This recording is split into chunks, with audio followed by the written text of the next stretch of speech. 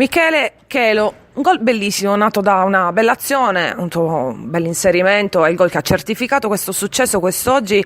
Che gioia è stata per voi? No, è stata una grande gioia, anche perché poi erano 3 punti importantissimi e poi secondo me questo gol che ho fatto oggi ha chiuso completamente la partita. Come ho detto prima sono 3 punti estremamente importanti anche in vista dei playoff e adesso che abbiamo vinto questa partita pensiamo alla prossima che è molto molto più importante.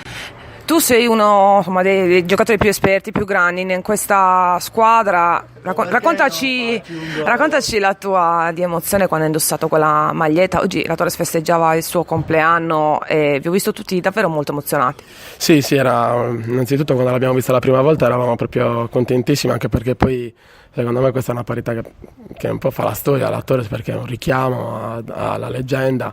Abbiamo avuto l'onore di indossare questa maglia, io ho avuto anche l'onore di indossare la 10, di solito indosso la 9, però anche la 10 è stato bello, emozionante, è stato bellissimo.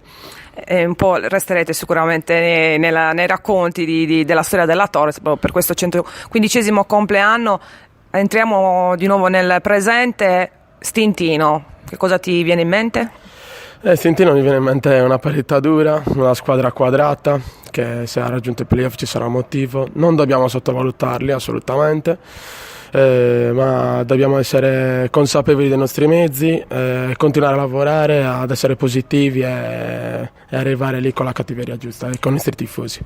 Esatto, ti volevo chiedere proprio questo. Oggi vi hanno proprio spinto, quando quella palla non voleva entrare alla fine ci ha pensato un po' il pubblico sia dalla curva che dalla tribuna a dirvi beh adesso andate a farlo questo gol. Sì, ma poi da me che io sono sassarese, quando li sento che quando fanno i cori, no, mi vengono, non lo so, I brividi. non i brividi, l'adrenalina, che voglio dare il massimo, cioè ti viene proprio così distinto, e secondo me anche i miei compagni, e quindi dai, sono contento appunto che abbiamo regalato anche questa vittoria.